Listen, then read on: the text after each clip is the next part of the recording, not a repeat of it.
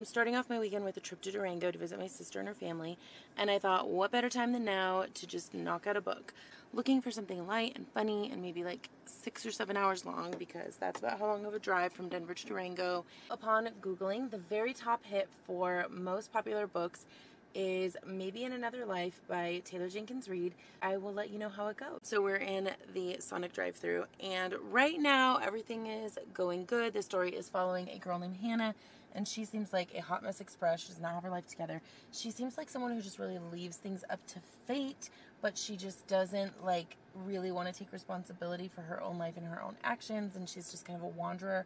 She ends up making some mistakes and decides she wants to move back home with her friend Gabby. So I think there's going to be a lot of stuff about her friendship with Gabby, which I'm looking forward to. And then it seems like we're going to introduce an old high school flame, Ethan, and that is probably going to be our central love story. So looking forward to that. Also, I gotta say that I'm really loving Gabby so far. Do not care for Gabby's husband. He gives me the ick, and I'm not really quite sure why, but not interested in him. Can't decide if I like Hannah or not yet, but I can tell you right now I'm already pre-annoyed with the cinnamon roll thing. Like, oh, does she like cinnamon rolls? Give her another personality trait, for the love of God, please. You guys, I feel robbed. It's my own fault because I didn't Google anything about it. I just Googled most popular book. But my fun, beachy summer read plans, no.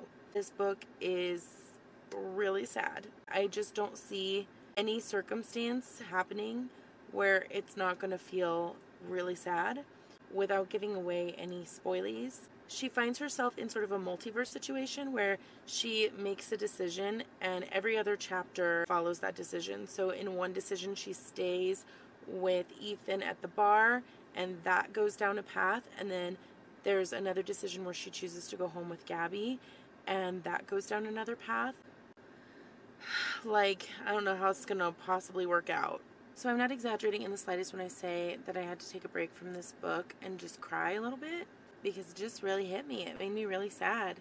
I just feel really bad for Hannah. It's just, she's like in an impossible situation, and I just had a good cry about it, and now we're gonna power through.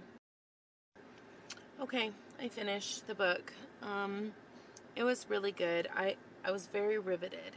The storylines, the way they diverged, some things stayed consistent through both, whereas others came about maybe in a different way.